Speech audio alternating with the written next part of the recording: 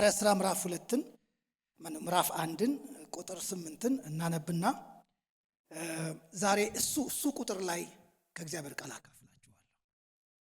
እዛው ላይ ሐዋርያት ሥራ ምዕራፍ 1 ቁጥር 8ን ቆመን እናነብና ከኔ ጋር ጸልየን ብንቀመጥ ደስ ይለኛል። ስለዚህ እናወጣለን ክፍሉን። የሐዋርያት ሥራ ምዕራፍ 1 ቁጥር 8 በጣም የሚታወቅ የምንባብ ክፍል ነው። እንደዚህ ይላል። አውዱን ማየት እንችላለን ከ6 ጀምሮ፣ ግን የምቆየው ቁጥር 8 ላይ ነው። እነርሱም በተሰበሰቡ ጊዜ ጌታ ሆይ በዚህ ወራት ለእስራኤል መንግሥትን ትመልሳለህን ብለው ጠየቁት። እርሱም አብ በገዛ ሥልጣኑ ያደረገውን ወራትና ዘመናት ታውቁ ዘንድ ለእናንተ አልተሰጣችሁም። ነገር ግን መንፈስ ቅዱስ በእናንተ ላይ በወረደ ጊዜ ኃይልን ትቀበላላችሁ። በኢየሩሳሌምም በይሁዳም ሁሉ በሰማርያም እስከ ምድር ዳርም ድረስ ምስክሮቼ ትሆናላችሁ። የዚህ ምሽት የመልእክታችን ርዕስ ምስክሮች የሚል ነው። እንጸልይ። ሁላችንም ጌታ እንዲያስተምረን፣ የተናጋሪን አንደበት እንዲከፍት፣ የሰሚን ጆሮ እንዲከፍት። በመካከላችን ውዱ ጌታ አለ፣ ክቡር የሆነው ጌታ አለ። ለዓላማው የጠራን የፈለገን በእኛ ሕይወት ውስጥ የራሱን ስራ በራሱ መንገድ እየሰራ ያለ በእያንዳንዳችን ሕይወት ላይ ሉዓላዊ የሆነው ጌታ በመካከላችን አለ። ራሳችን ለሱ እናቀርባለን። እግዚአብሔር በቃሉ ይናገር። ጌታ የዘላለም አምላክ ስለዚህ ምሽት እናመሰግናለን። እያንዳንዳችን እዚህ ቦታ ላይ ስለ መገኘታችን ደግሞ ብክነት ስላይደለ እግዚአብሔር ሆይ ፈቅደህና ወደህ በዚህ ተከማችተናልና ክብር ምስጋና ለአንተ ይሁን። እናመሰግናለን። አሁን ደግሞ በሕያው ቃልህ ወደ እያንዳንዳችን እንድትመጣ፣ ድምፅህን በቃል ውስጥ እንድንሰማ፣ በምንሰማው ነገር ደግሞ እንድንለወጥ፣ አካሄዳችንን እንድንለውጥ፣ አስተሳሰብ ሕይወታችን እንድንለውጥ፣ ቃልህ ለበረከት እንዲመጣ ወደ እያንዳንዳችን እንጸልያለን። ከሚመጣው ከቃልህ ስልጣን እና ከቃልህ ዕውቀት የተነሳ ጨለማ ሁሉ እንዲገፈፍ፣ በሰዎች ሕይወት ላይ የሚያንዣብብ፣ በቤተ ክርስቲያን ላይ የሚያንዣብብ ጥላ የሆነ አስተሳሰብ በሙሉ በቃል እንዲገፈፍ በጌታ በኢየሱስ ስም እንጸልያለን። አንተ የዘላለም ሕይወት ቃል አለ፣ ከአንተ ወደ ማን እንሄዳለን ብለዋል የመጀመሪያዎቹ ምስክሮች።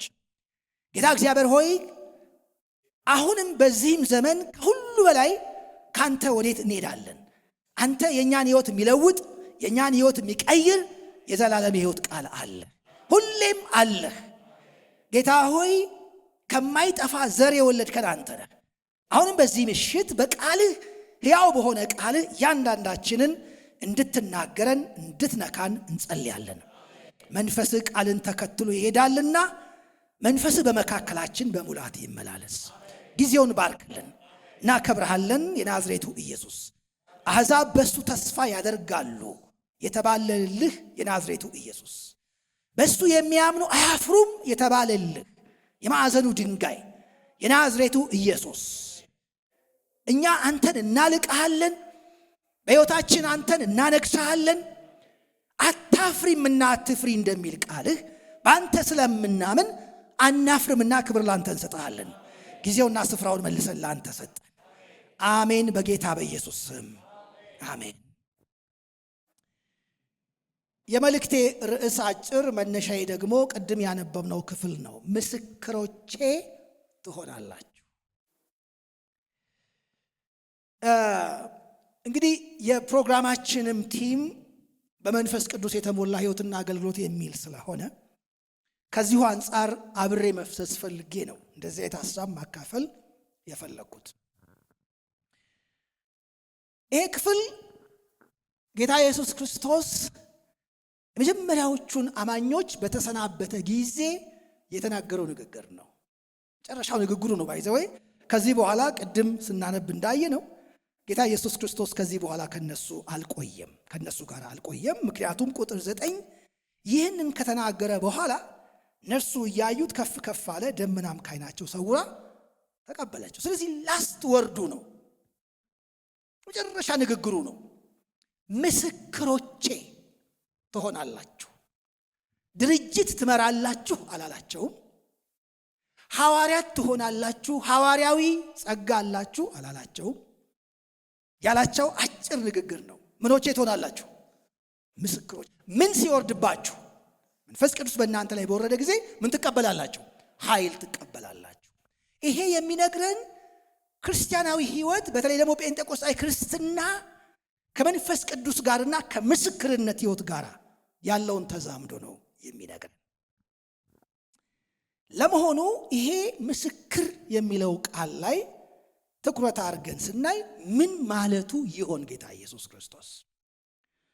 ምስክር የሚለው ቃል በጥንታዊው ቋንቋ ኢየሱስ በተናገረበት በመጀመሪያው ቋንቋ 3 መሰረታዊ ትርጉሞች አሉት።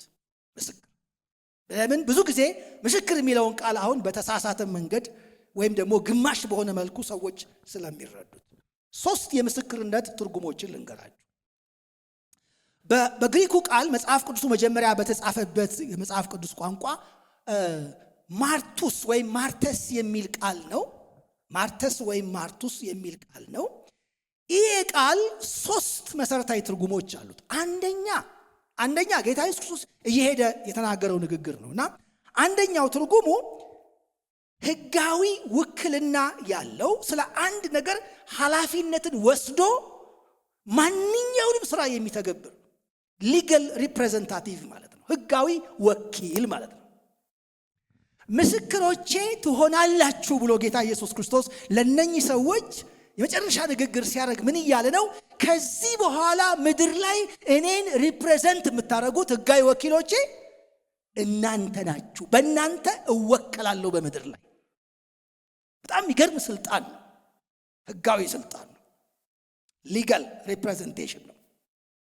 በሁለተኛ ቆሮንቶስ ምዕራፍ 5 ከ18 እስከ 19 ስታነቡ ደግመዋለሁ ለምትጽፉ፣ ሁለተኛ ቆሮንቶስ ምዕራፍ 5 ቁጥር 18 እስከ 19 አምባሳደሮች ናችሁ ወይም ነን ይላል። ይሄ ምስክር በሌላ ቋንቋ አምባሳደር ተብሏል። አምባሳደር ምንድን ነው ከተባለ አምባሳደር አንድ ቦታ ሄዶ ሲያወራ የላከውን መንግስት የላከውን ሀገር ወክሎ ነው የሚናገረው።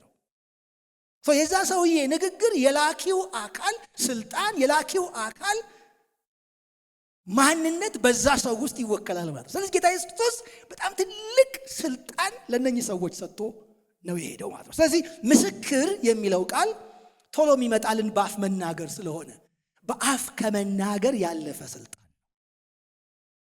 1-2-3 ጥቅሶችን ላንሳላችሁ። ሐዋርያት ሥራ ምዕራፍ 1 ከቁጥር 21 እስከ 22 ያለው ክፍል ላይ ጌታ ኢየሱስ ክርስቶስ ከሄደ በኋላ ይሄን ከነገራቸው በኋላ ወደ ጸሎት ቦታቸው ተመለሱና 12ኛ ሐዋርያ ስለመምረጥ መነጋገር ጀመሩ። ተመልከቱ። እና እዛ ጋር የተነጋገሩት ንግግር የዚህን የምስክር የሚለውን ቃል ምንነት ያብራራልናል። ሐዋርያት ሥራ ምዕራፍ 1 ቁጥር 21 እና 22ን ዝቅ ብለን እናንብበው። እዚሁ ክፍል ላይ እንደዚህ ይላሉ ሲጸልዩ ወይም ደግሞ ሲነጋገሩ እንደዚህ ይላሉ። ስለዚህ ከዮሐንስ ጥምቀት ጀምሮ ከኛ ዘንድ እስካረገበት ቀን ድረስ ጌታ ኢየሱስ በእኛ መካከል በገባበትና በወጣበት ዘመን ሁሉ ከኛ ጋር አብረው ከነበሩ ሰዎች ከነዚህ አንዱ ከኛ ጋር የትንሣኤው ምስክር ይሆን ዘንድ ይገባል። አንድ ሰው እባክን ከነዚህ መካከል የትኛውን 12ኛ አድርገን ሊጋል ሪፕሬዘንታቲቭ እናድርገው ነው ጥያቄው። ሁለቱም እኮ ምስክሮች ናቸው፣ ግን ሕጋዊ 12 ነበርን ስንመረጥ አንዱ ጎሏል። በጎደለው ቦታ ማን ይግባ? እስቲ ሊጋሊ ማን ይግባ?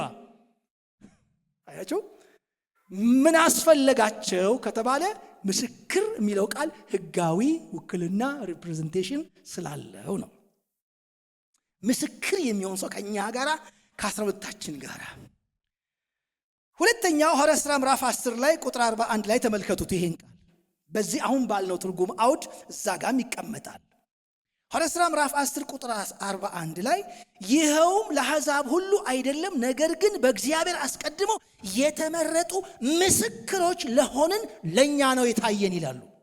ለተመረጠ ኢየሱስ ክርስቶስ ብዙ ተከታዮች አሉት። ከተከታዮች መካከል ግን ኢየሱስን ሊገሊ የምንወክል መሪዎች ነን ለማለት ነው። እዚህ ጋር ሁሉ ክርስቲያን መስካሪ ነው። እዚህ ጋር ግን የሚያወሩት ስለ ሕጋዊ ውክልና ነው።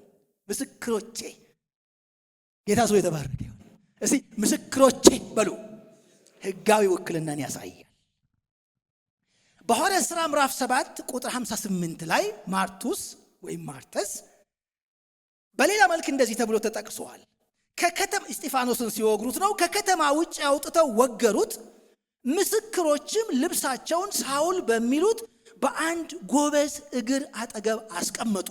ምስክሮች እነማን ናቸው? እነኚህ ምስክሮች ጳውሎስ እንዲወገር የወሰኑ፣ እንዲገደል የወሰኑ የምኩራብ ተጠያቂ ነን ይህን ሰው በመግደላችን የሚሉ ራሳቸውን ለሕጋዊ ተጠያቂነት ያቀረቡ ሰዎች ናቸው። ጳውሎስ ሌላ ቦታ ሲናገር ተስማምቼ ነበር፣ የምስክሮችን ልብስ ጠብቅ ነበረ ብሏል።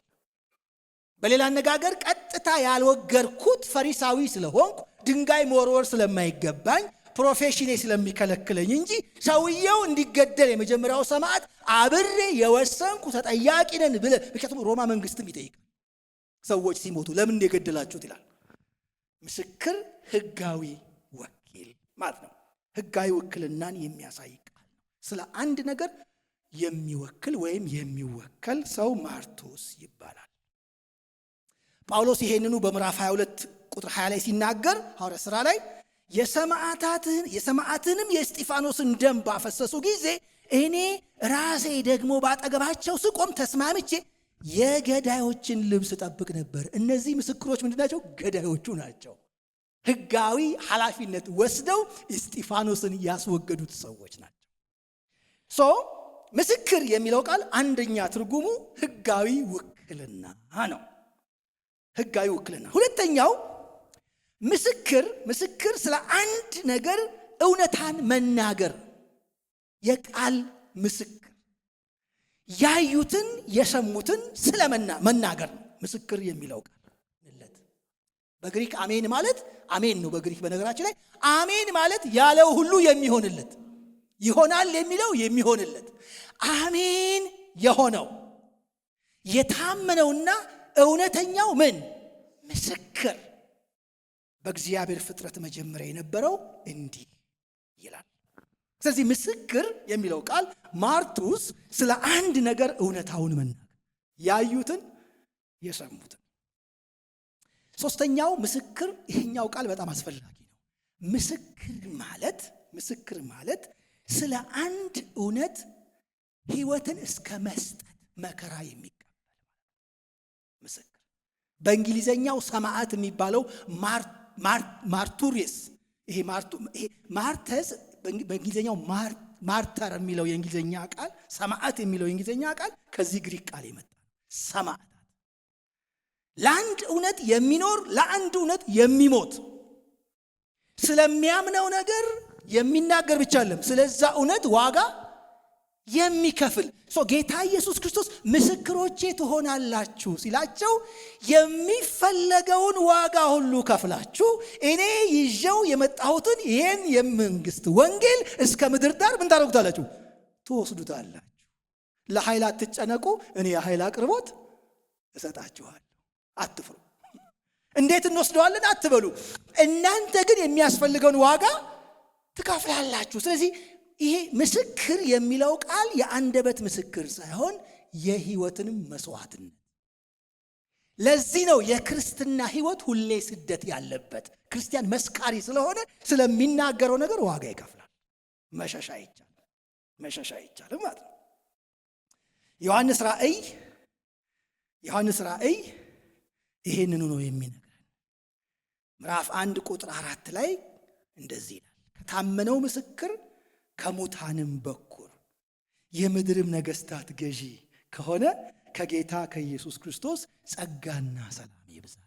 ከሙታን በኩር የሱ ምስክርነት ሞቶ እስከ መነሳት ነው። ሞቷል፣ ግን እግዚአብሔር ምን አደረገው? አስነሳው። ስለዚህ ምስክር የሚለው ቃል ዝም ብሎ የአፍ ንግግር ብቻ አይደለም። ምስክር ሕጋዊ ውክልናን ያሳያል። ምስክር ያዩትንና የሰሙትን ሳያዛቡ በእምነት በግልጽ መናገር ያሳያል። ምስክር ግን ሕይወትን ለአንድ ነገር መስጠት እስከምን ድረስ? እስከ ሞት ድረስ የታመንክ ሆን። በነገራችን ላይ ዘሞመንት ሰዎች ጌታን ሲቀበሉ ለምንድነው ስደት የሚደርሳቸው? በትክክል ጌታን ሲቀበሉ ለምንድነው ሰዎች ስደት የሚደርስባቸው ካላችሁ ወደ ምስክርነት ሕይወት ስለተጠሩ ነው። ወደ ምስክርነት። ለምን? የክርስትና ሕይወት ዋጋ ስለሚያስከፍል። አንዳንድ ሰዎች ዋጋ የምትከፍሉ በመስሪያ ቤት፣ በቤት፣ በኑሮ ካላችሁ የምስክርነት ሕይወት ጥሪ ስላላችሁ ነው። ወደዚህ ሕይወት ሰዎች ሲገቡ ስደት ያጋጥማቸዋል። የእግዚአብሔር ስም የተባረከ ይሁን። ስለዚህ በመጽሐፍ ቅዱስ ውስጥ ይሄ ምስክር የሚለው ቃል በእነኚህ 3 አውዶች ይተረጎማል። ማን ነው ምስክር ካላችሁ በዚህ ታይትል የተጠሩ 3 ሰዎች በአዲስ ኪዳን አሉ። አንደኛው ጌታ ኢየሱስ ክርስቶስ ነው፣ የመጀመሪያው ምስክር፣ ከሰማይ የወረደው ሰው። በሌላ አነጋገር ጌታ ኢየሱስ ክርስቶስ ለቤተ ክርስቲያን ትቶ የሄደው ስራና ታይትል፣ እሱ የተቀበለውን ታይትል፣ እሱ ምስክር ነበር። በአብ ዘንድ ያየሁትን እናገራለሁ፣ ከራሴ አልናገርም፣ አብ የነገረኝን እናገራለሁ፣ አብ አድርግ ያለኝን አደርጋለሁ፣ ከአብ የሰማሁትን እናገራለሁ ይል ነበር። አይታችሁ ከሆነ ሰው ምስክር አንዱ ለኢየሱስ ክርስቶስ ውሏል። ጌታ ስሙ የተባረከ ይሁን። ሁለተኛው ምስክር ለ12ቱ ሐዋርያቶች። ለምን? አንድ ተቋም መስራች አለው። አንድ ተቋም ሊገል ሪፕሬዘንታቲቭስ አሉት። ለመጀመሪያ ጊዜ ሐዋርያት ሥራ ምዕራፍ 2 ላይ እነ ጴጥሮስ በሰበከው ስብከት ላይ ልክ እነዚህ ምንድነው የሚናገሩት ቋንቋቸው ይሄ ምንድነው ብሎ በጠየቁ ጊዜ ጴጥሮስ ሊናገር ብድግ ሲል 11ዱም አብረው ቆሙ። ምን ማለት ነው? ምስክርነት ነው። ይሄ የሁላችንም ድምፅ ነው። እኛ ከሁሉም ከዚህ ከሚነገረው በስተጀርባ ነን። ይሄ የሚነገረው ነገር ካስጠየቀ አብረን ነው የምንጠየቀው። አይታችሁ ከሆነ ጴጥሮስ ቀድሞ ይናገራል፣ አብረው ይታሰራሉ።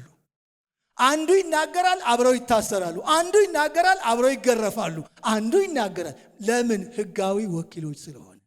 ምክንያቱም አንድ ድርጅት ካለ ድርጅቱ ሊጋል ምን ነው ውክልና ያላቸው ሰዎች ይመሩታል። እነዚህ ሰዎች የቤተ ክርስቲያን ፋውንደርስ ናቸው፣ መስራቾች ናቸው። ስለዚህ ሐዋርያቱ ሊጋል ሪፕሬዘንቴሽን ያላቸው ሰዎች ናቸው። የኢየሱስ ክርስቶስ ምስክሮች የሚባሉት ሐዋርያት ለዚህ ነው። ይሄ ታይትል ባይዘው በሰማይም ይቀጥላል። ምስክሮቼ ናችሁ፣ ከበጉ ጋር እንሆናለን። ባይዘው ራእይ መጽሐፍ ስታነቡ እሱ ወደሚሄድበት ይሄዳሉ ይላል። አጃቢዎች ነን እዛ፣ ሚዜዎች ነን እዛ፣ ሰርገኞች ነን እዛ፣ በጉ ባለበት እዛ እንሆናለን። ለምን? ወደዚህ ክብር ነው የተጠራ ነው፣ የኢየሱስ ምስክሮች ለመሆን። በነገራችን ላይ የበጉ ምስክሮች ለመሆን ታውቃላችሁ፣ ሰርግ ላይ የሚገኝ ሰው ዊትነስ ያደርጋል። አግብተዋል ብሎ ተጋብተዋል ብሎ ኢየሱስ ክርስቶስ ምስክሮች ያለው እነዚህን ሰዎች። በሶስተኛ ደረጃ ምስክሮቼ ትሆናላችሁ የተባሉት በአዲስ ኪዳን ዘሆል ቤተ ክርስቲያን ነች። በወንጌል አምነው የሚድኑ ሰዎች የኢየሱስ ክርስቶስ ምስክሮች ናቸው። ቤተ ክርስቲያን ማለት ነው የኢየሱስ ክርስቶስ የሥራው ምስክሮች ነን። የማዳኑ ምስክሮች ነን። የጸጋ አሰራሩ ምስክሮች ነን። የይቅርታው ምስክሮች ነን። የደግነቱ ምስክሮች ነን። የፍቅሩ ምስክሮች ነን። ሌላ ነገር ውስጥ እኮ አንገባም። ለዚህ ነው ምስክር ለመሆን የሥነ መለኮት ቋንቋዎች መቻል አያስፈልገውም። ሳምራይቱ ምንድን ያደረገችው? ኑና ያደረግኩትን ሁሉ የነገረኝን ሰው ተመልከቱልኝ አለች። ሌላ ለም እኮ አንድ ነገር ነው ጠቅ ያረጋት። 5 ባሎች ነበሩ። አሁን ከአንቺ ጋር ያለው አንተ እኮ ነቢይ እንደሆንካ ያለው አለችው። ንግግሩ ቀጠለና ክርስቶስ የሚባል ይመጣል፣ እሱ ሲመጣ ሁሉን ነገር ይነግረን፣ እኔ እሱ ነኝ ሲላት እንስራዋን ትታ ከዛስ ኑና ያደረግኩትን ሁሉ የነገረኝን ሰው ላስተዋወቃችሁ። the whole village ነው የመጣው። ይኸውላችሁ ምስክርነት ማለት አንዳንድ ጊዜ የሚጨንቃቸው ሰዎች ለመመስከር አትጨናነቁ። ስለ ምስክርነት ያየነውን የሰማነውን እናደርጋለን፣ እንናገራለን። ሌላ ነገር አለ። በቃ ያየነውን የሰማነው። አንዳንድ ሰዎች እንዴት ምስክርነት እንደሚሰጡ በጣም ነው የሚገርመኝ። በነገራችን ላይ ረጅም ዓመት ወንጌላዊ ሆኜም አገልግዬ አውቃለሁ። አንድ ጊዜ አንድ ጂኦፊዚስት አሁን አሜሪካን ሀገር ነው ያለው። በጣም ትልቅ የተማረ ምሁር ነው ትልቅ ዩኒቨርሲቲ ውስጥ እና ከድሮ ጓደኞቹ ጋር ተገናኝቶ ናዝሬት ከተማ ውስጥ ነው ካፌ ውስጥ ቁጭ ብለናል። ከዛ በኋላ ቁጭ ብለን ያወራን እያለ አንድ ሰው አየ።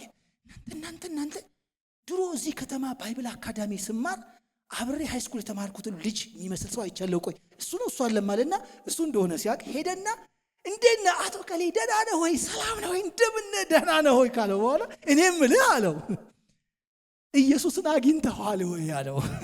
ልጁ ደንግጦ አይቼው አላውቅም ማለት ደንግጦ ያኛው ስለ ሰው የጠየቀው መስሎ ምን በቃ ቀጥታ ነው ኢየሱስን አግኝተዋል እንዴ ሲለው አይቼው አላውቅም ምናምን አለ ደንግጦ። ኢየሱስ እኮ ምን የእግዚአብሔር ልጅ እኮ ነው መዳን እዛው ቁጭ አድርጎ አውቶማቲኩ ለቀቀበት።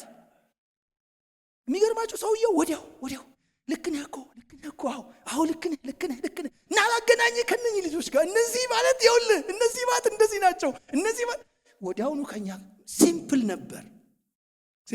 የዛኑ ጊዜ ጌታን አልተቀበለም፣ ግን ያ ሰው በኋላ ጌታን ተቀበለ እና ምስክር ሲምፕል ያየነውንና ምን ያደረገው የሰማነው። ራእይ መጽሐፍ እንደዚህ ይላል። ቤተክርስቲያን በሙሉ ምስክር የሚለው ታይትል የቤተክርስቲያን ታይትል ነው። በቤተክርስቲያን የምናየውን ነገር እናወራለን። ሴቲቱም ይላል ራእይ 17 ቁጥር 6 ሴቲቱም በቅዱሳን ደምና በኢየሱስ ምስክሮች ደም ሰክራ አየኋት ይላል። በቅዱሳን ደምና በኢየሱስ ክርስቶስ ደም ሰክራ አየኋት፣ ባየኋትም ጊዜ እጅግ አደነቅሁ ይላል። ማናቸው እነዚህ ደማቸው የፈሰሰ የኢየሱስ ምስክሮች ካላችሁ ስለ ኢየሱስ ክርስቶስ ዋጋ የከፈሉ የአዲስ ኪዳን አማኞች በሙሉ ሰክራ። እንግዲህ የሚሰክር ሰው ብዙ የጠጣ አይደለም፣ ደም ስታፈስ የኖረች ነች። የማንን ደም? የ12 ሰው ደም አይደለም፣ የቅዱሳንን ደም። እዛ ጋር የሚናገረው የቅዱሳንን ደም ምስክር የሚለው ለቅዱሳን የተሰጠ ታይትል ነው። በሶስተኛ ደረጃ እንድናየው የሚፈልገው ጥሩ ምስክር ለመሆን ምንድን ነው የሚያስፈልገው የሚል ነገር ላንሳላችሁ። ኢየሱስ ክርስቶስ ምንድን ያላቸው? ነገር ግን መንፈስ ቅዱስ በእናንተ ላይ በወረደ ጊዜ ምን ትሆናላችሁ? ኃይል ትቀበላላችሁ። ከዛስ ምስክሮቼ ትሆናላችሁ። የኔ ማርተስ ህይወታችሁን የምትሰጡ ስለኔ የምትናገሩ እኔን በምድር ላይ የምትወክሉ። በነገራችን ላይ የቤተ ክርስቲያንን ስልጣን ከፖለቲካ ስልጣን ከማህበራዊ ድርጅቶች ስልጣን በላይ የሚያደርገው የኢየሱስ ክርስቶስ ስልጣን ቀጥታ የኢየሱስ የውክልና ስልጣን ስለሆነ ነው። በምድር ላይ የምታስሩት በየት የታሰረ ይሆናል? በሰማይ። በነገራችን ላይ ወዲያው ሲታሰሩ ላይታዩ ይችላሉ። ቤተ ክርስቲያን ያሰረችው ግን ይታሰራል። በነገራችን ይታሰራል። ለምን? ሰማይ ባካፕ ይሰጣል። ኢየሱስ ባካፕ ይሰጣል። ስለዚህ እነዚህ ምስክሮችን ምንድናቸው? ኢየሱስ ክርስቶስ ለጥሩ ምስክር ለመሆን ምንድነው አስፈላጊው ነገር ከእግዚአብሔር ቃል የሚለውን ነገር እኔ አንድ ሁለት ነገሩን እዚህ ጋር ልናገኝ እንችላለን፣ ግን አንድ አራት ነጥቦችን ባጭር ላንሳላችሁ። ጥሩ ምስክር ለመሆን አንደኛ ስለምን መሰክረው ነገር ትክክለኛ ግንዛቤ ሊኖረን ይገባል። የምንመሰክረውን ነገር ማወቅ አለብን። አሁን እንደ ቤተ ክርስቲያን ስለምንናገረው ወንጌል ግንዛቤው አለን ወይ? ቅድም መጥቼ ያው ቤተክርስቲያን ቁጭ ስል የተጻፉ ነገሮችን አያለሁ እና ታላቁን ትእዛዝ እዚህ ተቀምጧል። ግሬት ኮማንድመንት፣ ታላቁ ተልእኮ እዚህ ተቀምጧል። በጣም ደስ ብሎኛል። እነኚህ ነገሮች አነባለሁ እኔ። ለመሆኑ ምስክርነት ምን ይፈልጋል ከተባለ አንዱ ዕውቀት ነው የሚፈልገው። ስለምንናገረው ነገር እናውቃለን። ድነት ምንድነው እናውቃለን ወይ? ክርስትና ምንድነው እናውቃለን ወይ? ጌታ ኢየሱስ ክርስቶስ ምስክሮቼ ብሎ ከመሾሙ በፊት ምንድነው ያደረገው? ለ3 ዓመትና ለ4 ዓመት ለሚሆኑ ዓመታቶች እነዚህ ምስክሮች ላይ ምን ሲያረከረመ? የማስተማር ስራ ሲሰራ ከረመ። ቀንና ሌሊት ሲያስተምራቸው እጃቸውን እያያዘ አንዴ በባህር ላይ፣ አንዴ በጫካ ውስጥ፣ አንዴ በአውሎ ንፋስ ውስጥ እያሳለፈ አንዳንድ ጊዜም አፓረንትሺፕ እንደምንለው ዩኒቨርሲቲ ሂዱና ስበኩ ይላቸውና የተሳሳቱትን እያረመ ምንድነው ኢየሱስ ያደረገው? ይሄ የእግዚአብሔር መንግስት ስለሚወከልበት ወንጌል ምንነት በደንብ አድርጎ አስተማራቸው። በደንብ አድርጎ እናንተ ከነገርኳችሁ ቃል የተነሳ ምንድናችሁ? ንጹሃን ናችሁ። እናንተ አንዱ ምስክር መሆን የሚፈልገው ነገር ምንድነው? ስለ ቆምንበት ዕውቀትና ህይወት ያለን ግንዛቤ ትክክለኛ መሆን አለበት። ምስክርነት አንዱ ይሄ ነው። የጠራ አመለካከት፣ ዕውቀት፣ አስተምሮት ለቤተ ክርስቲያን ያስፈልጋል። ስለምንናገረው ነገር ማወቅ አለ። አንዱ የሚፈልገው ምስክርነት ዕውቀት ነው። ጌታ ኢየሱስ ክርስቶስ ይህንን አረጋግጧል። ቤተ ክርስቲያን ምን ታደርግ ነበር? አባላቶቿን በዚህ ጉዳይ ታስተምር ነበር፣ በአስተምሮት ታጠምቅ ነበር። ባይዘዌ የእግዚአብሔርን ቃል ማንበብ፣ የእግዚአብሔርን ቃል ማወቅ የምስክርነት አድማሳችንን ያሰፋል። የምስክርነት አድማሳችንን ያሰፋል። ሰፊ ይሆናል። የምንናገረው ነገር ብዙ ይሆናል። የሰዎችን እንቆቅልሽ የምንፈታ እንሆናለን። ሰለሞንን እግዚአብሔር በጥበብና በእውቀት ቀባው። ምን ሆነ? የዓለም መንግስታት እየመጡ እንቆቅልሻቸውን አስፈቱ። እኛ ዛሬ የእግዚአብሔር መንፈስ በእኛ ላይ ሲመጣ የእግዚአብሔር መንፈስ እኛ ጋር መጥቶ ምንድነው የሚሰራው ካላችሁ? የምስክርነት አቅማችን ያጎለብታል። ምስክርነት አንዱ ስለምንናገረው ነገር ማወቅ ይጠይቃል። ትክክለኛ ግንዛቤ ያስፈልጋል።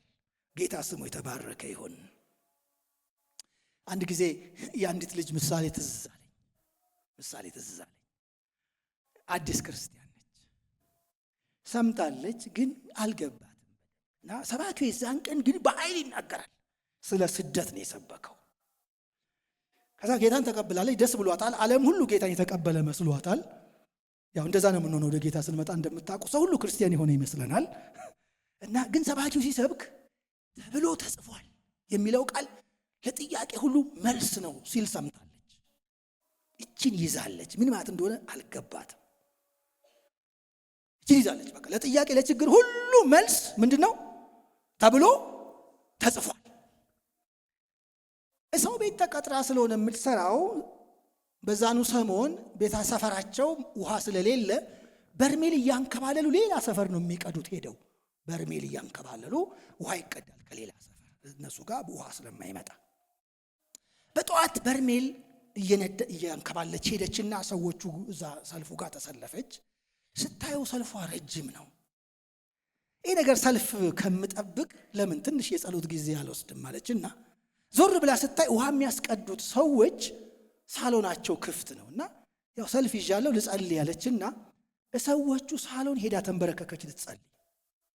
ሰዎቹ ደግሞ የአገር ተቃዋሚ ናቸው። ጴንጤ የሚጠሉ ወንጌላዊ እምነትን በጣም የሚጸየፉ ክርስቲያኖች ናቸው። ከዛ በኋላ እሷ ተንበርክካ ኑ ትላለች። እዛ በቃ ጥያቄ ከመጣ መልስ አዘጋጅታለች። መልሱ ምንድን ነው ተብሎ ተጽፏል። በቃ ምንድን ነው? ከዛ እመቤቲቱ ፎር ሳም ሪዝን ወደ ሳሎን ብቅ ስትል ቤቷ ጴንጤ ተንበርክኮ ሳሎኗ ላይ እየጸለየ ነው።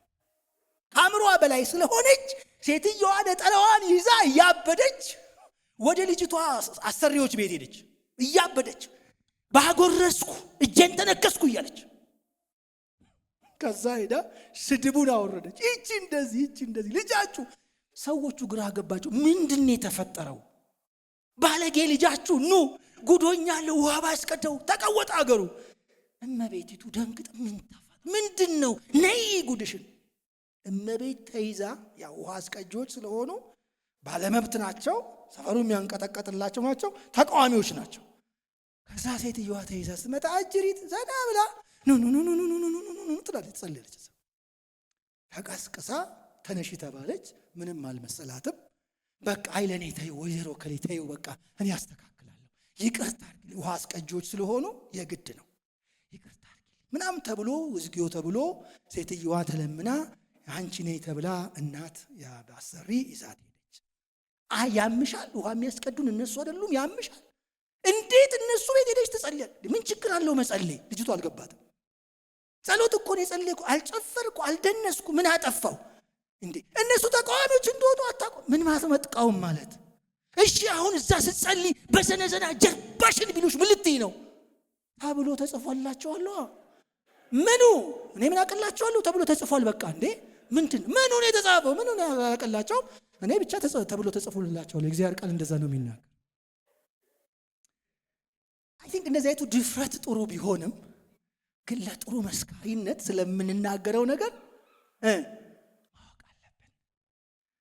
አሁን እኮ ከተማችን ውስጥ ያለው አንዱ ምስክርነት የተዛባ ሀብታም ትሆናለና ወደ ኢየሱስ ውሸት አትታመምምና ወደ ኢየሱስ ውሸት። አንዳንዱ ነገር እኮ ሰው ሰራሽ ወንጌል ፈጥረናል። እስቲ እውነተኛው ወንጌል ቁጭ ብሎ ጌታ እኮ ያለው በኋላዬ ሊመጣ የሚወድ ራሱን ይካድ መስቀሉን ተሸክሞ አይባርክም ማለት ጌታ ይባርካል። ግን ፎልስ ሆፕ እየሰጡ አባላትን የሚሰበስቡ ባይዘው እንደ አንድ ቤተክርስቲያን ስትራቴጂም ተደርጎ ይወሰዳል። አሜሪካን ሀገር ሲከር ሴንሲቲቭ ቸርች ሲሏቸዋል። ሰው የሚፈልገውን ነገር እየነገርከው ሰብስበው ሲመጣ መባ ምናምን ከእጁ ተቀበል፣ ከዛ ቸርችን አሳድግ፣ ንገረው፣ ተስፋ ንገረው። በካሪዝማቲክ ሙቭመንት አካባቢ ያለው ቀውስ ይሄ ነው። ሰዎች የሚፈልጉትን መንገር፣ እኛ የምንፈልገውን ነገር የምንናገር ሳይሆን ኦልሬዲ የተዘረጋ የእግዚአብሔር መንግስት ወንጌል አለ፣ መርሃ ግብር አለ፣ እውነት አለ። ምስክር መሆን ማለት ለዛ ቃል ታማኝ ተናጋሪዎች መሆን፣ እቅጩን መናገር። ጥሩ የወንጌል ምስክር ለመሆን ስለ ወንጌል ያለን ግንዛቤ እውቀት አስፈላጊ ነው። ሁለተኛ ምስክርነት የህይወት ቁመና፣ የተስተካከለ መንፈሳዊ ቁመና ይፈልጋል። አንዳንዶች እንመሰክራለን እያሉ በእነሱ ምክንያት ጌታ ሲሰደብ ታያላችሁ። ጴንጤ ከሆነች እሷ እንደዚህ እንዴት ታደርጋለች? ጴንጤ ከሆነ እሱ እንዴት እንደዚህ ያደርጋል? ጴንጤዎችም እኮ እንዲህ ያደርጋሉ። ቁመና ይፈልጋል። ቁመና፣ ትክክለኛ ስብዕና። ጌታ ኢየሱስ ክርስቶስ እንደዚህ ያለ፣ ዲያብሎስ በእኔ ላይ አንዳች የለውም። ስለ እግዚአብሔር መንግስት እኔ ስናገር ሊከሰኝ አይችልም። አንዳች የለውም በእኔ ላይ ዲያብሎስ ሊከሰኝ አይችልም።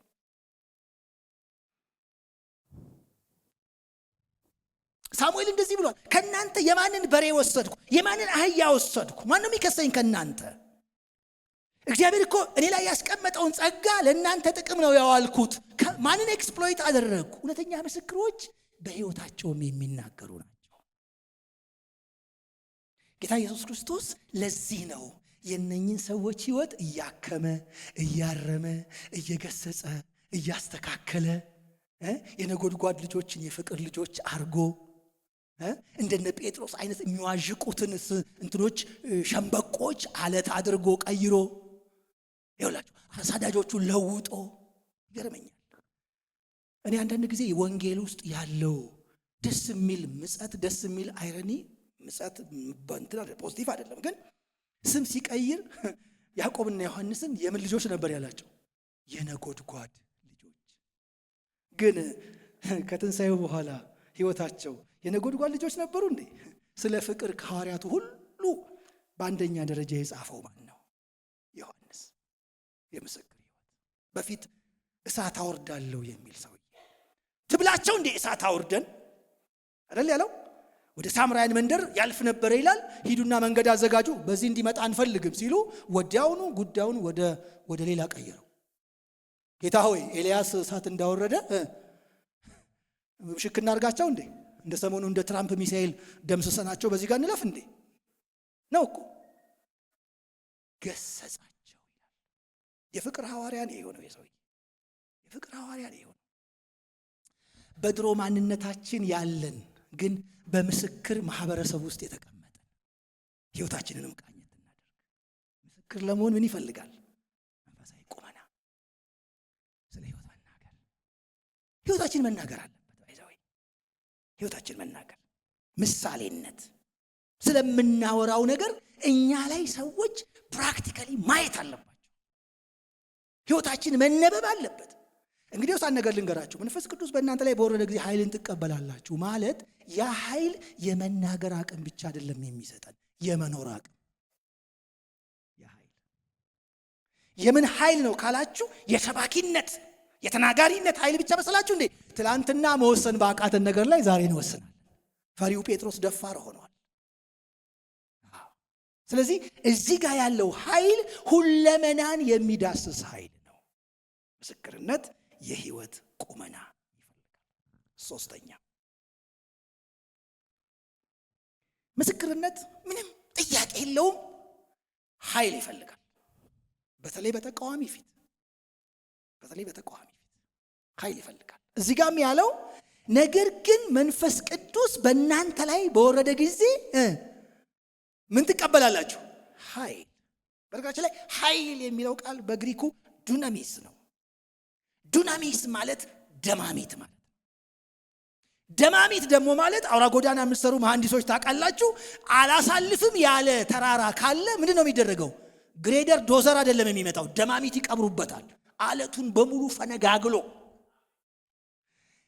በምስክሮች ውስጥ ያለው ኃይል በዓለም ካለው ተራራ በላይ ነው። የሞራል ተራራ ሊሆን ይችላል።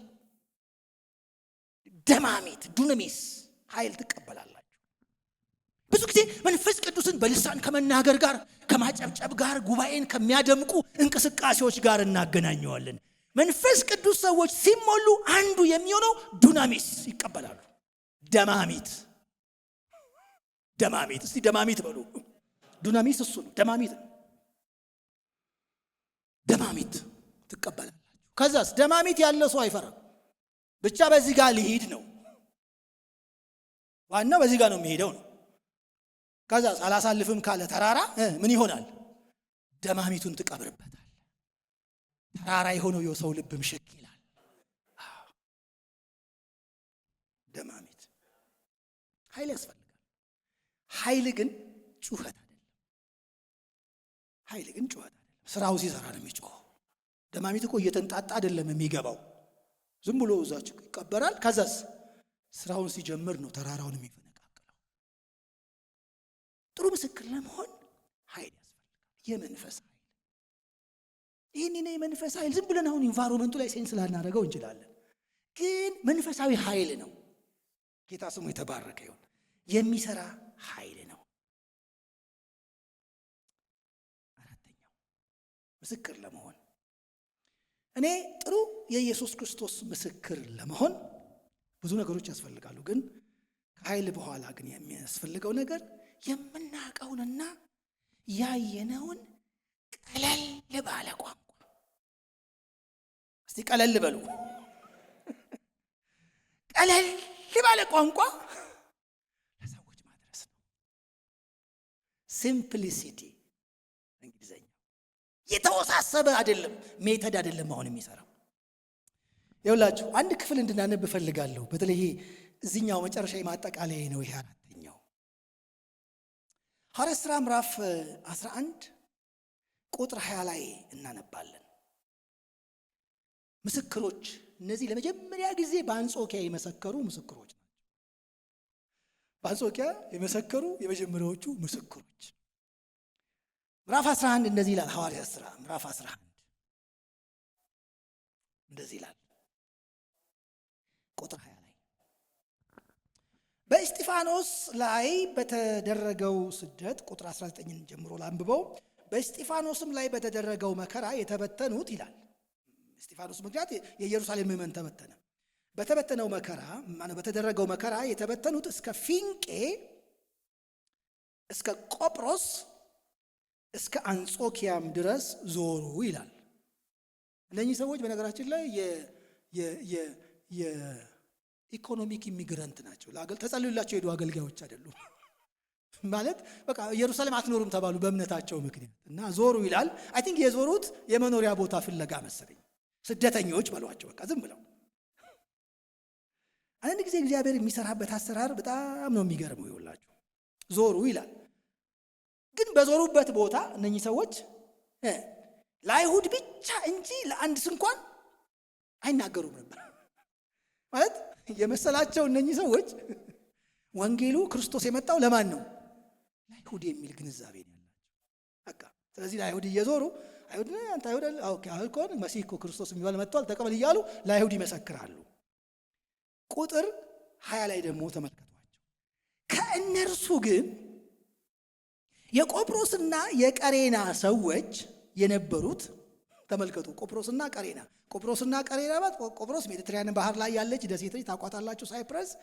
ቀሬና ደግሞ ማለት ሰሜን አፍሪካ ማለት ነው። የአሁኗ ቱኒዚያ እና ሊቢያ አካባቢ ያሉ አሉ። የቆጵሮስና ከቀሬና ሰዎች የነበሩት አንዳንዶች፣ ሁሉም አይደለም ደግሞ አንዳንዶች ወደ አንጾኪያ መጥተው የጌታን የኢየሱስን ወንጌል እየሰበኩ ለማተናገሩ ማለት ስንመለከት ግንዛቤ የሚላቸው ይሄ ኢየሱስ ቆይስ እናንተ ነው አትሞክሩትም። እናንተ በእርግጥ የአይሁድ መሲህ ነው፣ ግን እኛ በጣም ነው ገርማቸዋል። በህይወታችን ትልቅ ስራ የሰራው ስንታመም ይፈውሰናል፣ ይባርከናል፣ እንዲያረገነ እስቲ ሞክሩት እናንተ ቼካል ሞክሩት። ቁጭ ቤተ ክርስቲያን እኮ ለግሪኮች መመስከር ባልጀመረችበት ጊዜ ነው ይሄ ስልጠና ያልወሰዱ ለግሪኮች መመስከር ስነ መለኮታዊ ፋይዳውን ያላጠኑ 20 የወንጌል ስርጭት ስልት ስትራቴጂ ያልተማሩ ልብ አድርጉ የነበሩ የኢየሱስን ወንጌል እየሰበኩ ለማተናገሩ ለግሪክ ሰዎች ተናገሩ፣ ከአይሁዶች ውጪ ለመጀመሪያ። በነገራችን ላይ ጴጥሮስ ወደ ቆርኔሌዎስ ቤት ግባ ሲባል እንዲህ ብሎ ነበር አይደል? ለምን? እንትኑን ስለሚያውቀው ነው። ቴዎሎጂካሊ ያሰባት ነገር እነዚህ ሰዎች ኢሹአቸውም እንደቀድሞ ልጅ ነው ተብሎ ተጽፏል ማለት ነው የገቡት። በቃ ተብሎ ተጽፏል ማለት ነው የገቡት። ቁጥር 1 ላይ እንደዚህ ላይ የጌታም እጅ ቁጥር 1 የጌታም እጅ ከነሱ ጋር ነበር። ለምን? ስለ ኢየሱስ እየተናገሩ ስለሆነ።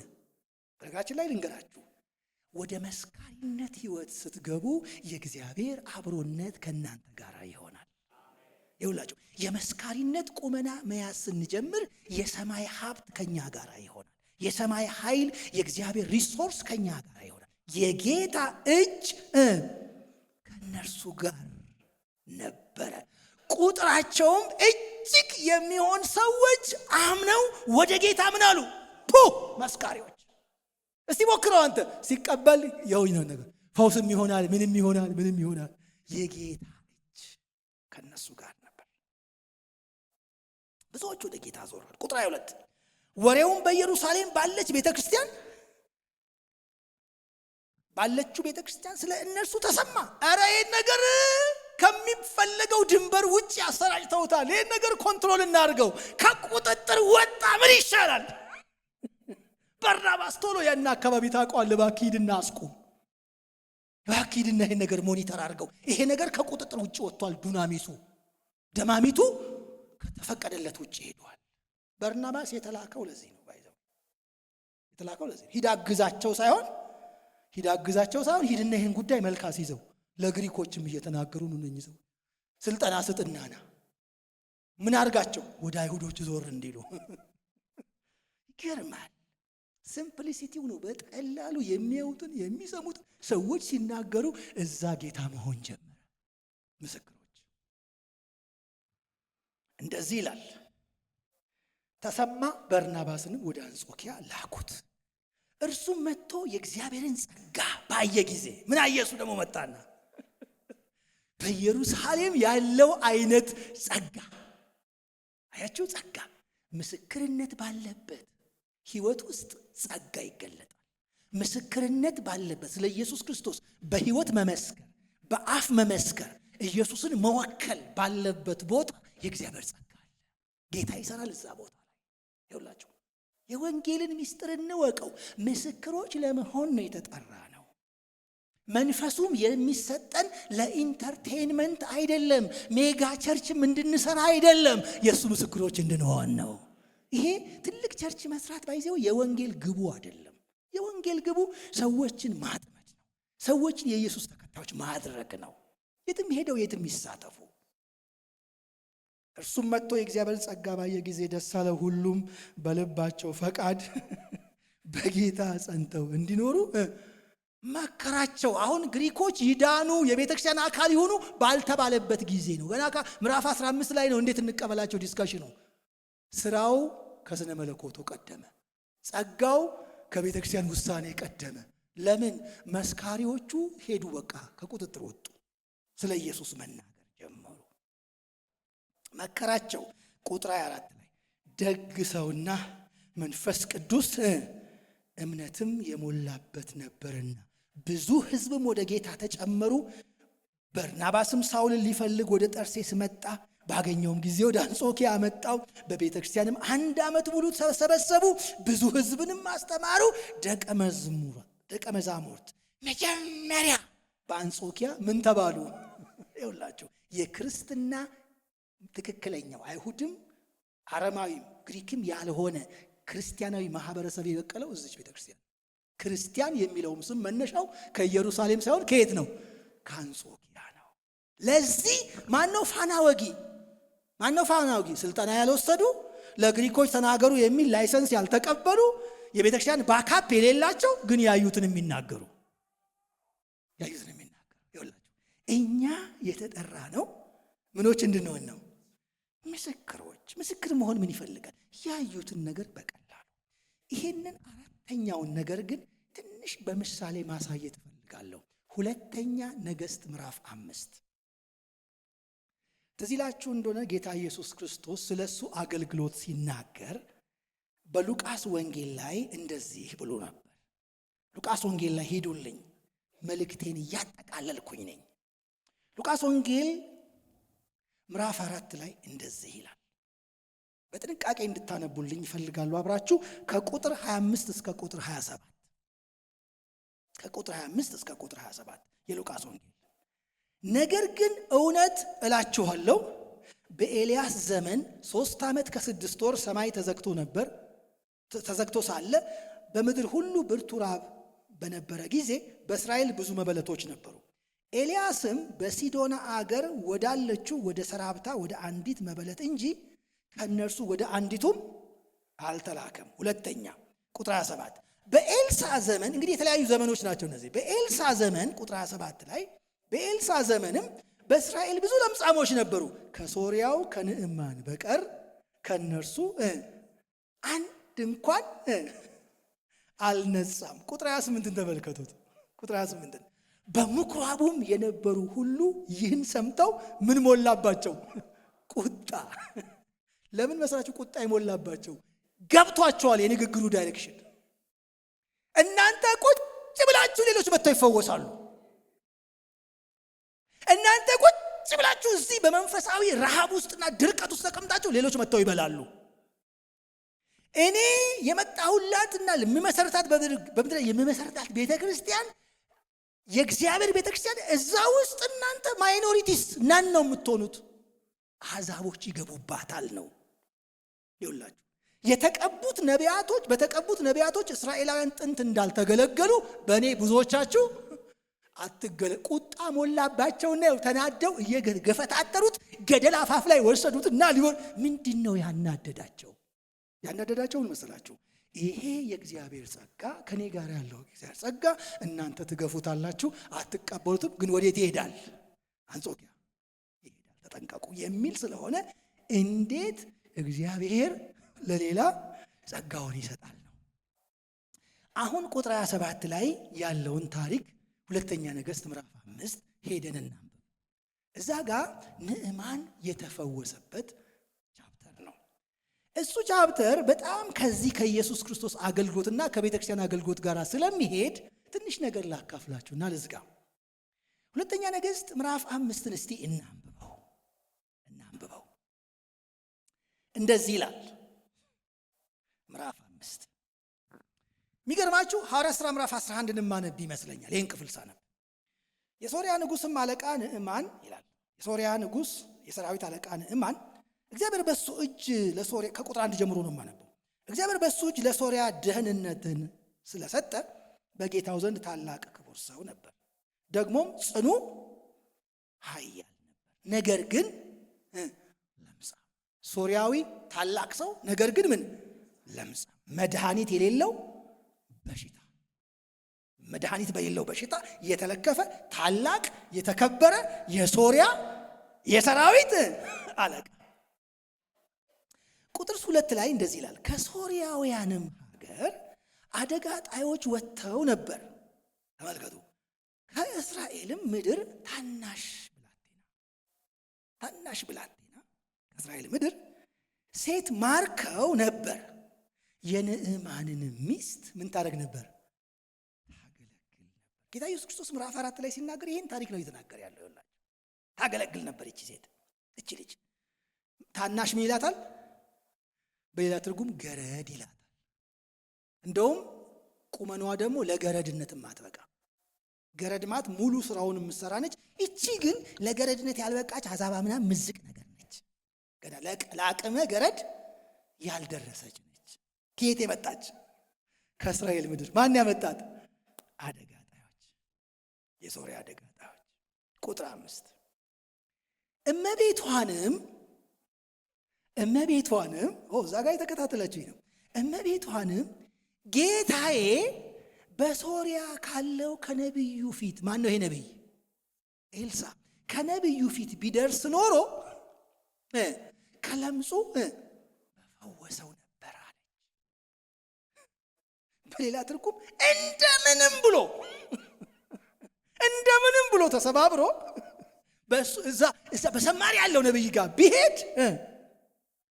ጥያቄው በዛ ጊዜ እቺ ልጅ ይሄንን በምታምንበት ጊዜ እስራኤላውያኖች ለእስራኤል የተቀባ ነቢይ አሕዛብን ይፈውሳል ብለው አያምኑምም አያውቁምም። የእግዚአብሔር አኖይንቲንግ፣ የእግዚአብሔር ጸጋ፣ የእግዚአብሔር የጸጋ ስጦታ ለአሕዛብ ይሆናል ብለው አያምኑምም አያውቁምም። ልጅቷ ተሳስታ ይሁን ማን እንዳሳሳታት አላውቅም። አንዲት ታናሽ ብላቴና ግን ምን ትላለች? ነቢዩ ላይ ያለው ጸጋ ለሱም ይሆናል። አሜዚንግ! አይገርምም ወገኖቼ? ለሱም ይሆናል። የሶርያ ለዛውም እኮ አደጋ ጣዮች። እኔ አንዳንድ ጊዜ ይቅር ባይነቷ እግዚአብሔር የሥራቸውን ይስጣቸው። እዚህ አዛባ ውስጥ የከተቱኝ የዛን ቀን የተረገመ ቀን አላለችም። ጭራሽ ለገዳዮቿ ጭራሽ ምናልባት ሬፕም አድርገዋት ሊሆን ይችላል፣ ደፍረዋትም ሊሆን ይችላል። ተንከባክበው ምናምን ጭነዋት እንዳላመጧት እርግጠኛ። ግን መጣለች። ጉዳት አለ፣ ሳይኮሎጂካል ጉዳት አለ። ከሀገሯ ርቃ ነው። ግን ጌታ እንደምንም ብሎ እዛ ጋር ቢደርስ እሱ ላይ ያለው ነቢዩ ላይ ያለው ጸጋ ለሶርያውያኖችም ይሆናል፣ ለጠላቶች ለሶርያውያንም ይሆናል። በእስራኤል ምድር የሚሰራው እግዚአብሔር ለአሕዛብም ይሆናል። ከእውቀት ነው የተናገረችው አላቅም፣ ግን ሰርቷል። ምስክርነቱ እንደ ቅድሞቹ መስካሪዎች ማለት ነው። ምዕራፍ 11 ላይ እንዳይናቸው መስካሪዎች። ከዛ በኋላ እናት ቁጥር 4 ላይ እናት ያው ለባሏ ታስረዳለች። አንተ ማሪ ዛሬ አንድ ጉድ አይሁዳይቱ ገረድ ነቢይ ያለ እስራኤል ሀገር እንደምንም ብሎ እዛ ቢሄድ ይድናል ትላለች። ኧረ እባክሽ ጥሪያት። ተጠራች። ምንድን ነው ያልሽው ቀን አለ ነቢይ። ምን አይነት እንዲህ አይነት በምን ታውቂያለሽ? ሰው ይፈውሳል፣ ለሁሉም ሰው እኔን ይፈውሳል። እንደምንም ከሄድክ ይፈውሳል ጌታ። እንዴት አወቅሽ? እኔ እኮ አደጋ ጣዮቹን የማሰማራው የኔ መስሪያ ቤት እኮ ነው የሚመራው ራሱ ይሄ ስኳዱን። በዚህ ጋር ሄዱና ዝረፉና ነው፣ በዚህ ጋር ሄዱና ግደሉና ነው፣ በዚህ ጋር ሄዱና አቃጥሉና ነው እኮ የምለው እኔ ነኝ እኮ። እንዴት ሊሆን ይችላል? ግድ የለም አያሳስብ። ምን እንዳየች አላውቅም። ጌታዬ ጋር ያለው ጸጋ ግን ለጠላትም ይሆናል። ይቅር ባዩ አምላክ፣ የእስራኤል አምላክ ይፈውሳል። በነገራችን ላይ እቺ ታናሽ ብላቴና ቤተ ክርስቲያንን ነው የምትወክለው። አንተ ታናሽ መንጋ ሉቃስ 12:32 መንግስትን ሊሰጣችሁ የአባታችሁ በጎ ፈቃድ ነውና አትፍሩ። ይኸውላችሁ ታናሿ ብላቴና ታናሿን የአዲስ ኪዳንን ቤተ ክርስቲያን ትወክላለች። በኋላ ታላቅ ስራ የሰራች የዓለም ኃያላንን የማረከች። ሰውየው የፈውስ ነገር ነው። ታሪኩን ቤታችሁ አንብቡ። ሄደና ለሶርያ ንጉሥ ደብዳቤ ጻፈልኝ፣ በእስራኤል ሀገር ነቢይ አለ ተብያለሁ፣ ቤት ያለች ብላቴና ነግራኛለች፣ ጻፍልኝና ሪኮመንዴሽን ፈውስልኝ ይበልና ላከኝ። ኦፊሻሊ ልሂድ። ይኸውላችሁ ሁለት የሚዋጉ መንግስታት በዚች ልጅ ሊታረቁ ነው። በዚች ልጅ ሌላ የዲፕሎማሲ አቅጣጫ ሊይዝ ነው የሁለቱ ሀገሮች ማለት ነው። ላይክ ኤርትራና ኢትዮጵያ አሁን ቢባል ማለት ነው። ለጦርነት እየተዘጋጁ ያሉ በዚች ልጅ ቢሊዮኑ ነው። ምስክርነቷ ከፍ አለ። አገራዊ ሆነ። ደብዳቤ ያዘና መጣ። አላወቀም እሱ። ቀጥታ ደብዳቤውን ይዞ እስራኤል ንጉሥ ጋር ሄደ። የሚገርማችሁ እስራኤል ንጉሥ ጋር ስትሄዱ ሰውየው የእስራኤል ንጉሥ ጨርቁን ቀደደ። እኔ እንዴት ነው የምፈውሰው አለ። አገሩ ላይ የሚፈውስ ነብይ እንዳለ አላወቀም። እኔ ነብይ ነኝ። ተመልከቱ ይሄ ሰውዬ ነገር ሲፈልገኝ፣ ቤታችሁ አንብቡ። ተመልከቱ ይሄ ሰውዬ ጨርቁን እንደቀደደ እንደተናደደ ሲሰማ ኤልሳዕ ላከው ወደ እኔ። በእስራኤል አምላክ እንዳለ እግዚአብሔር ሊያሳየው የጠራው። ታሪኩን ታውቃላችሁ እንግዲህ። ሁሉ ሂደት ማን የጫረው? ያቺ ታናሽ ገረድ፣ ያቺ ታናሽ ብላቴና መጣ። ስጦታ ይዞ ነው የመጣው። በግመል ጭኖ ነው የመጣው። ወርቅ ይዞ ነው የመጣው። ልብስ ይዞ ነው የመጣው። ጓዝ ይዞ ነው የመጣው። ቦዲጋርድ ሁሉ አብሮ የመጣ ይመስለኛል። ኦፊሻል ሲመጣ ዝም ብሎ አይመጣም። እና ሄደ፣ ደጅ ቆመ። ሄድና በዮርዳኖስ ወንዝ 7 ጊዜ ልክ ጠልቅ በልና ትፈወሳለህ። ያው እንግዲህ ሌላ ስብከት ሌላ ጊዜ ተሰበኩ። ሰውየው ተናደደ። እኔ የፈለግኩት በሽታው ያለበት ቦታ ዳሶ እንደሚፈውሰኝ ነው። የሀገሬ ወንዞች አባናና ፋርፋ የሙቅ ውሃ ስንት እዛ ዘፈዘፍበት ተዘፍዝፌ ከዚህ በኩል ያልዳንኩባቸው እንዲነሱ እነሱ ጋር መዘፍዘፍ አትችሉ ነው እሱ ጋር የመጣው እንዴት ይለኛል። ተባሳይቶ ሄደ። ሰዎቹ ነገሩት፣ ይሄ ጌታዬ ሆይ ሌላም ከባድ ነገር እኮ ቢያዝ ታረግ ነበር። ይልቁኑ 7 ጊዜ ብቅ ጥልቅ በልና ተፈወስ። ዮርዳኖስ ወንዝ ውስጥ 7 ጊዜ ብቅ ጥልቅ ሲል ሰውነቱ እንደ ሕፃን ገላ ሆነ። ተመለሰና መጣ። ስጦታውን ይዞ ተመለሰና መጣ። ስጦታ ሲል የዘመኑ ነቢያቶች ያው ቴሌግራም ላይም ትለቁታላችሁ፣ ይስሙኝ፣ አጭበርባሪ ካሪዝማቲክ ነን ባዮች ይስሙ። ገና ሳይፈውሱ ነው የሚቀበሉት ሂሳብ እነሱ። በእርግጥ እዚህ ግን ፈውሶም ሂሳብ አልቀበልም የሚል ነብይ አለ። ትክክለኛ ምስክሮች እንደዚህ ናቸው። ገና እኮ ሰዎቹ ሳይፈወሱ ነው ክፍያ የሚቀበሉት። ለይህን በሽታ ይሄን ያህል፣ ለይህን በሽታ ይሄን ያህል ለምን ታስከፍላላችሁ ስትሏቸው አይኛ ለገስታውሱ ነው ይላል። የገስታውስ ማስተኛት ምን ያስፈልጋል? ጸጋ ካለ ጸልዮ መሸኘት አይቻልም እንዴ? በክርስትና በምስክርነት ስም ንግድ ይላችሁ። ንግድ ኤልሳዕ እንደዚህ ያለው አይ የእስራኤል አምላክ በነፃ ነው የሚሰጠው። it is for free ይላችሁ።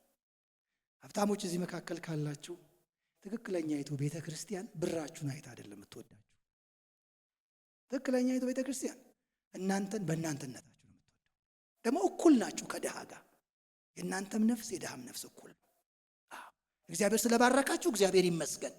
ግን ቀይ ወንበር እንደዚህ ወንበር ምንጣፍ እየተነጠፈላችሁ በትክክለኛው ቤተ ክርስቲያን ሽርጉድ የማይደረገው ሰው በገንዘብ ይቫሉዌት ስለማይደረግ። ኤልሳዕ ይቸግረው ነበር። ነቢያቶች ራበን ይሉት ነበር። የኢኮኖሚ ሾርቴጅ ነበረ። ግን ጸጋ ከማጣት ገንዘብ ማጣት ይሻላል። ህንፃውን መጨረስ ቢያቅታችሁ ይሻላል መንፈስ ከሚሄድ። ከገንዘብ ይልቅ መንፈስ። ሁለተኛ ምስክሮች ከገንዘብ ይልቅ መንፈስ ላይ ትኩረታቸው። በነፃ ነው ሂድ አለው። ኧረ እባክህ እንደው ምንም ነገር አልቀበልም አለ።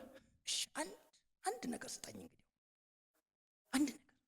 ሀገሬ ሄጄ ጌታዬ ጋር ቆሜ ጌታዬን ሳገለግለው ስደግፈው፣ ጌታዬ ደግሞ ሁል ጊዜ ወደ አምላኩ ቤት ገብቶ ይሰግዳል። የግድ እኔ ደግሞ ሰከንድ ሰው ስለሆንኩኝ እሱ እዛ ሲሰግድ አብሬው መቆም አለብኝ። እንግዲህ እንዲህ ከለምጽ የፈወሰኝን ደግሞ አምላክ ማምለክና ማገልገል እፈልጋለሁ እና ከዚህ አገር አፈር ይዤ ልሂድና ለአምላክ ስም የሚሆን ነገር ልስራና ጌታዬን ካሰገድኩ በኋላ ግን በልቤ ለአንተ አምላክ እሰግዳለሁ። እችን ኃጢአቴን ግን ይቅር ይበለኝ። ስራዬ ስለሆነ ከጌታዬ ጋር ስለምቆም አምላኩ ጋር ሲሰግ ለምቆማት ነገር ይቅርታ ያድርግልኝ ጌታ። አፈር ይዤ ልሂድ። አሁን አንዳንድ ጊዜ ከኢትዮጵያ አፈር ይጫናል እያሉ አንዳንድ ሰዎች ያሳሳቱን በዛ ነው። ከዚህ ሀገር አፈር ተፈው ሌላ ቦታ ሰባኪ ያሟሟቀው ነገር ይመስለኛል። ኢትዮጵያ አፈር የተለየ ሆኖ የሚፈውስ አይመስለኝም። ግን ሐሳቡ ምንድነው? አምላክን ማስታወሻ ለስራለት እዛ ሀገር ይህን አምላክ በሶሪያ ምድር ላምልከው የልብ አምላክ ስለሆነ ችግር የለም ጭነው አፈር ጭኖ ሄደ። በዚህ መካከል አንድ አጭበርባሪ ምስክር ብቅ አለ። ስሙ ማን ነው? ጊያዝ።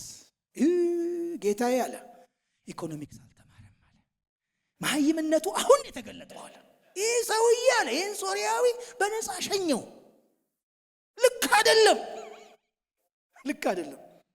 ከኋላው ሄዳለሁ፣ እንዲህ ያረጋለሁ ብሎ በራሱ ገና ማውራት ጀመረ።